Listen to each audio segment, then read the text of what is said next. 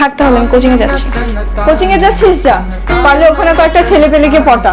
আর শোন, পারলে কোচিং এর মালিককেও পটাবি, বেতন ফ্রি করে দেবে। তোর বোকামে।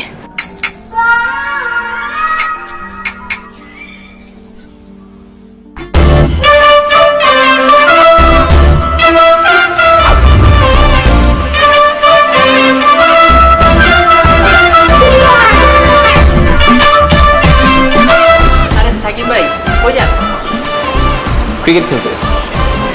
কতদিন ভাই ক্রিকেট খেলি না, গ্রামে থাকতে ভাই ধুমায় খেলতাম। কেন, তুমি যাবা নাকি?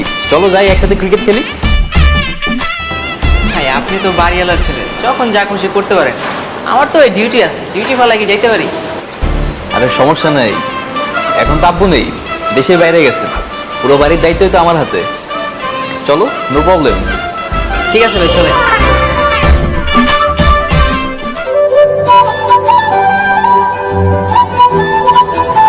কি রে, কোথায় তুই? আমি কতক্ষণ ধরে রেস্টুরেন্টে বসে আছি। হ্যাঁ তাড়াতাড়ি আয়, আমি কতক্ষণ একা একা বসে থাকবো, ভালো লাগতেছে না।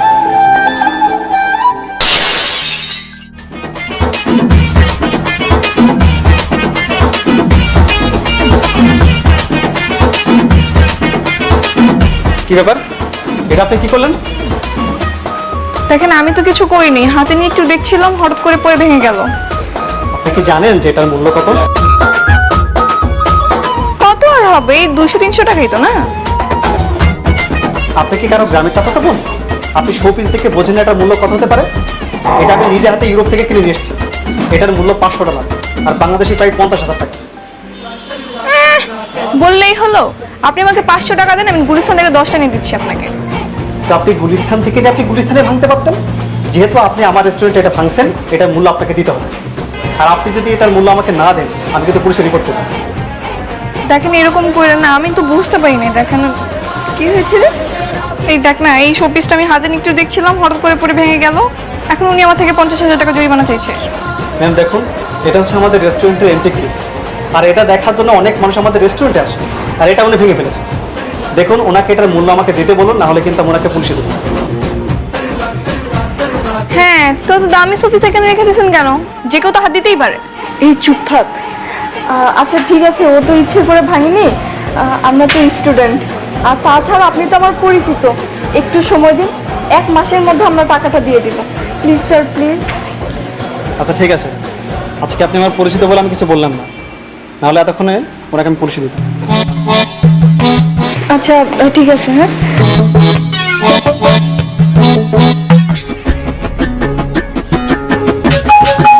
হ্যাঁ এই তুই 1 মাসে টাইম নিলি কেন? আমি 1 মাসে এত টাকা কিভাবে জোগাড় করবো? আরে সিস্টেম আছে দোস্ত, তুই টেনশন করিস না তো। বাসা থেকে মাসে মাত্র দেয় 15 থেকে 20,000 টাকা। সেমিস্টার ফি, বাড়ি ভাড়া এগুলো দিতেই তো টাকা শেষ হয়ে যায়। তারপরে তো টাকা কিভাবে ম্যানেজ করা সম্ভব? আরে সম্ভব, বাড়িতে কিছু না জানিয়েই সম্ভব। কিভাবে? তোর কথা শুনে মনে হচ্ছে এটা 50 টাকা একটা মামলা।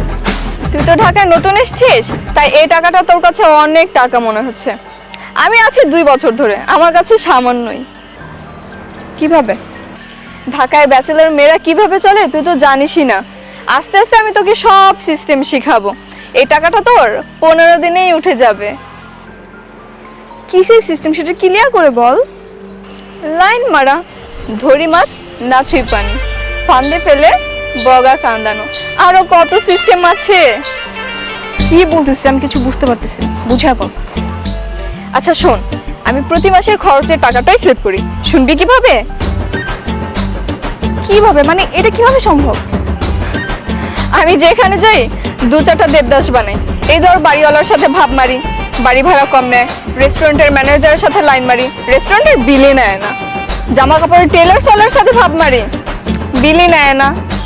নেটওয়ালার সাথে একটা বাঘা হাসি দেই, নেট বিল নেয় না। তারা কি মনে করে জানিস, আমি তাদের সাথে লাইন মারতে ইচ্ছুক, এর জন্যই তারা আর বিল নেয় না। আর এই বিলের টাকাগুলো বাঁচিয়েই আমি ঢাকায় বিল গেট হয়ে যাই। মানে বলতেছিস বাসা থেকে টাকা বাঁচিয়ে বিল শোধ করতে? হ্যাঁ, বাসা থেকে দেয় তো মাত্র 15,000 টাকা। সে 15,000 টাকা বাঁচিয়ে 1 মাসে কিভাবে 50,000 টাকা ম্যানেজ করবো? আরো সিস্টেম আছে দোস্ত, আমি তোকে সব ধাপে ধাপে শিখাবো। এখন চল তো।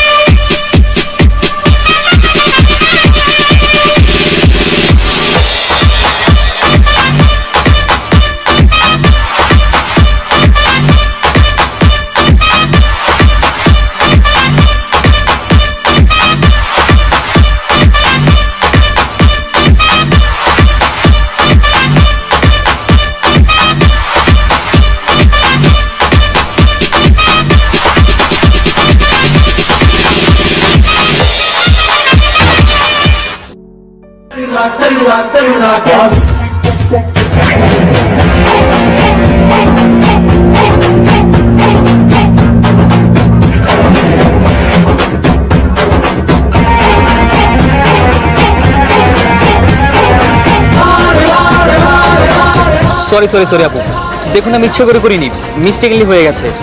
হায় হায় হায়, এটা কি করলেন? আমার বান্ধবীর মাথায় কদিন আগে ব্রেনের অপারেশন হয়েছে, তার উপর আপনি বল লাগালেন। এখন ওই ইনজুরি শেষ হয় নাই, কি হবে? আপু I am really so sorry for this. উনি কি আপনার গেস্ট নাকি? উনি কে? আমাদের বাড়িতেই থাকেন? আমার বান্ধবী আমার সাথেই বাসায় উঠেছে, এমনি অসুস্থ, কদিন আগে অপারেশনটা হয়েছে, তার উপর আপনি এটা কি করলেন? এখন কি হবে? এখন এতগুলো টাকা কোথায় পাবে অপারেশন করার জন্য? হায় হায়, কি হলো? ইস, প্লিজ কাম ডাউন।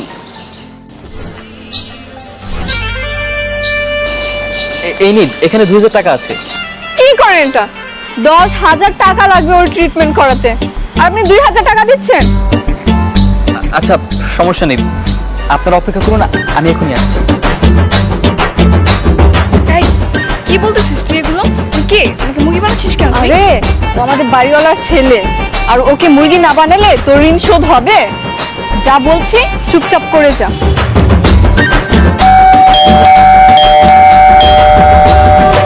আরে কে এতবার কলিং বেল? আরে সাকিব তুমি? জি জাকির ভাই, আমি না তো সামনের মাসের ভাড়াটা। সামনের মাসের ভাড়া আমি আজকে দিতে যাব কেন? আমার বাবা তো নেই, দেশের বাইরে গেছে, মানে আমার বাবার বিয়ে। বাবার বিয়ে মানে? না মানে আমার চাচার বিয়ে তো, বিপদে পড়ে গেছেন, তো যদি এই মাসের ভাড়াটা দিয়ে দিতেন হেল্প হতো। ও আচ্ছা, বিপদে পড়েছে। আচ্ছা আচ্ছা ঠিক আছে, আমি তাহলে সামনের মাসের ভাড়াটা দিয়ে দিচ্ছি। আচ্ছা আচ্ছা ঠিক আছে, এটা তো সামনের মাসের ভাড়া। হ্যাঁ ঠিক আছে, আঙ্কেলকে আমার সালাম দিও। আচ্ছা ঠিক আছে। এই নিন টাকা। আচ্ছা চল বাসার দিকে যাই। এ কি, বাসায় যাবেন কেন? ওনার অবস্থা খুব সিরিয়াস, হসপিটালে যাবেন না? হ্যাঁ, আগে বাসায় যাব, রিপোর্টগুলো নিয়ে তারপর হসপিটালে যাব। এমনিতে যা ক্ষতিকর তো করে দিয়েছেন, এখন শুধু দোয়া করুন। চল।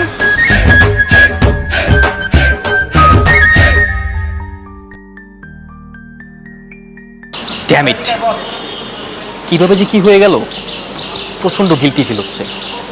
ধ্যাৎ, আর ক্রিকেটই খেলবো না।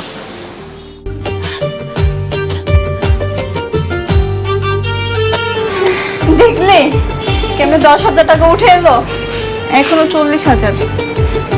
এমন ব্যাককেল ছেলে পেলে দেখে 2-4টা পটাবি, কাহিনী বানিয়ে টানিয়ে টাকা নিবি, দেখবি আস্তে আস্তে তোর ঋণটা শোধ হয়ে যাবে। আসলে বিপদে পড়লে বাঘেও ঘাস খায়, এখন আমি বিপদে পড়েছি, তাই আমাকেও ঘাস খেতে হবে। তো বল, এরপর কি কি করতে হবে? ফার্স্ট এই ছেলেকে তোর বয়ফ্রেন্ড বানাতে হবে, ওকে তুই প্রপোজ কর, তারপর ওর কাছ থেকে টাকা নিতে থাকবি, আর এই মাসের বাড়ি ভাড়াটাও কাট দিতে বলবি। আর এই মাসে দেখবি আমাদের 15,000 টাকা বেঁচে গেছে, আর তুই এই মাসেই বড় লোক। ট্রাই করে দেখি।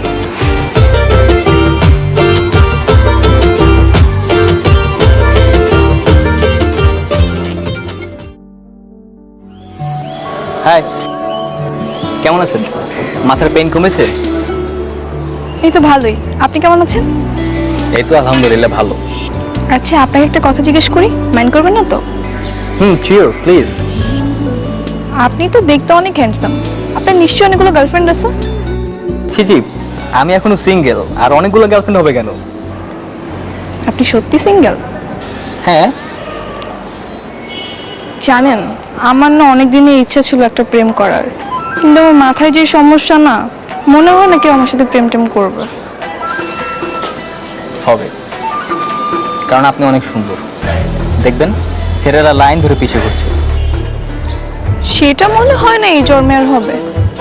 না না, প্লিজ এভাবে বলবেন না, আপনি সত্যি খুব সুন্দর। তাহলে আপনি প্রেম করবেন আমার সাথে?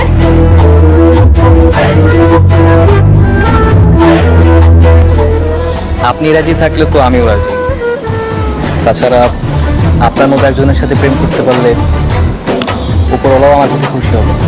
তাছাড়া সেদিনের ইনসিডেন্টের পর থেকে আমি আপনার পাশে থাকতে চেয়েছিলাম, বন্ধু হিসেবে পাশে থাকতে চেয়েছিলাম। এখন থেকে না হয় প্রেমিক হিসেবেই পাশে থাকবো। তাহলে আজকে থেকে আমরা বয়ফ্রেন্ড গার্লফ্রেন্ড, হ্যাঁ? আচ্ছা ঠিক আছে। তো মিস গার্লফ্রেন্ড, তোমার ফোন নাম্বারটা? আসলে আমার না ফোন নেই। কেন? আসলে আমার বাবার তো এত বড় বাড়ি নেই যে একবারে টাকা দিয়ে ফোন কিনে দিবে। আর আমার বাবা হচ্ছে একটু কিপটে, তাই ফোন কিনে দেয় না।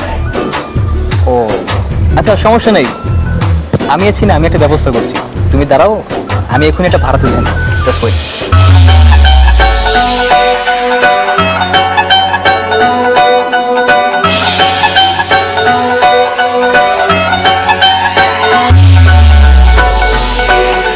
এই নাও, এখানে কিছু টাকা আছে। অ্যাজ এ বয়ফ্রেন্ড এগুলো তোমাকে আমি দিলাম। এবার পছন্দ মতো ফোন কিনে নাও।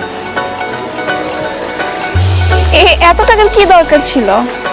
সমস্যা নাই, এটা জাস্ট আমার বাবার একটা ফ্ল্যাটের ভাড়া মাত্র, আর কিছুই না। Thank you so much. Most welcome. আচ্ছা আমি তাহলে যাই, হ্যাঁ? এখনই চলে যাবো? আমার তো কোচিংয়ে যেতে হবে। আচ্ছা ঠিক আছে।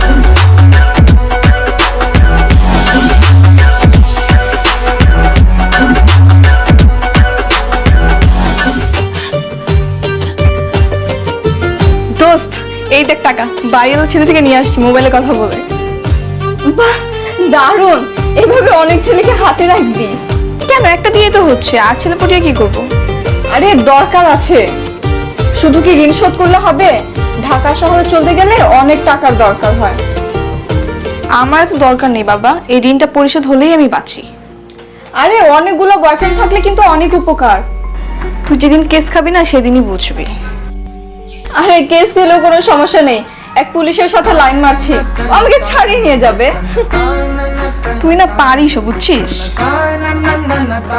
আচ্ছা থাক তাহলে, আমি কোচিংয়ে যাচ্ছি। কোচিং এ যাচ্ছিস? যা, পারলে ওখানে কয়েকটা ছেলে পেলেকে পটা। আর শোন, পারলে কোচিং এর মালিককেও পটাবি, বেতন ফ্রি করে দেবে। তোর বোকামে।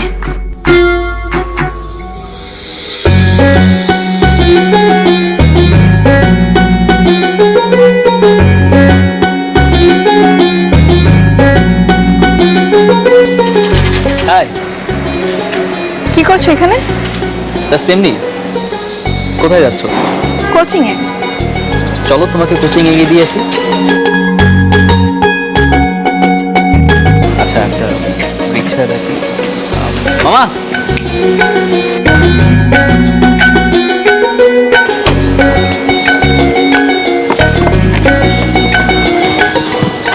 মামা একটু সাবধানে, ধীরে ধীরে চালাবো, হ্যাঁ?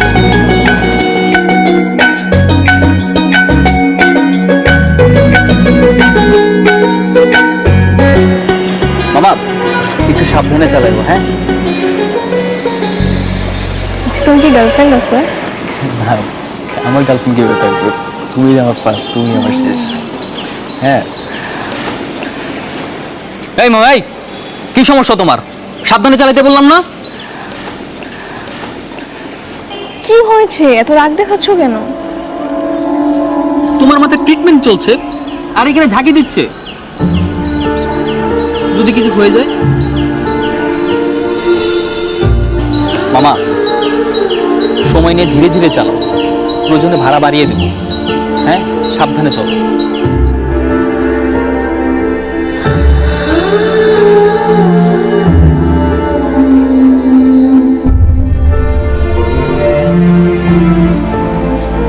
কি রে, কোথায় যাচ্ছিস? মুড অফ কেন? কিছু না, এমনি।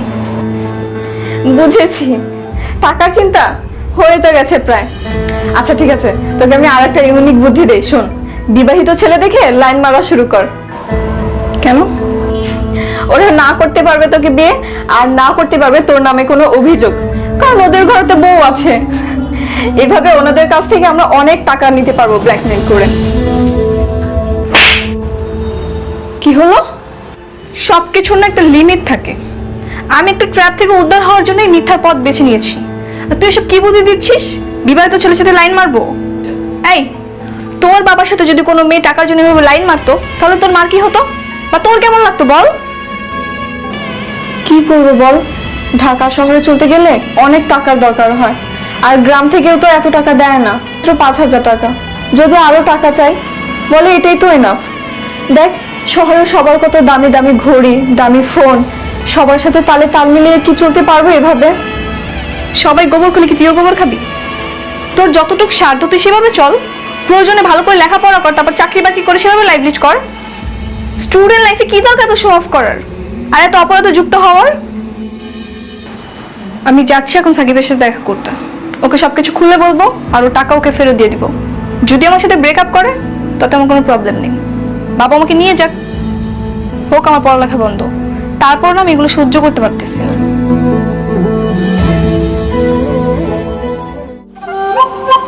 কি আর ওই সব মিথ্যা নাটক? তুই ভালো করে খোঁজ নিয়েছিস? হ্যাঁ 100%। ওর কোনো রোগ নেই, ও তোকে ধোকা দিচ্ছে।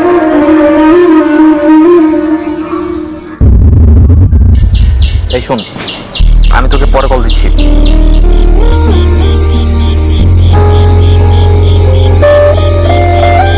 কি আসছো? এই নাও তোমার টাকা, আর আমাকে মাফ করে দিও। মানে মানে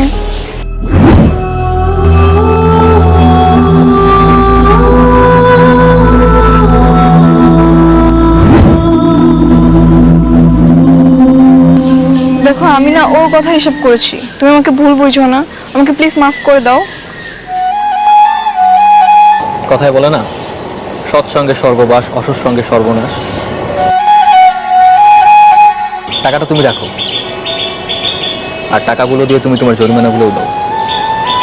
আরোহী, তুমি তোমার ভুল যে বুঝতে পেরেছো এটাই অনেক। না দেখো, আমি এত টাকা নিতে পারবো না, তুমি তোমার টাকা নিয়ে যাও। আমি তোমার বয়ফ্রেন্ড, এতটুকু হেল্প তো আমি তোমাকে করতেই পারি, তাই না? আর তাছাড়া অ্যাক্সিডেন্টটা তো আমার হাতে হতে পারতো। আসলে সত্য কখনো লুকানো যায় না, তারপরও মানুষ মিথ্যার আড়ালে সত্যকে লুকিয়ে চলে। কিন্তু দেখো, সত্যের চাইতে সুন্দর আর কিছুই নেই। তুমি ঠিকই বলছো। আচ্ছা চলো সামনে যাই।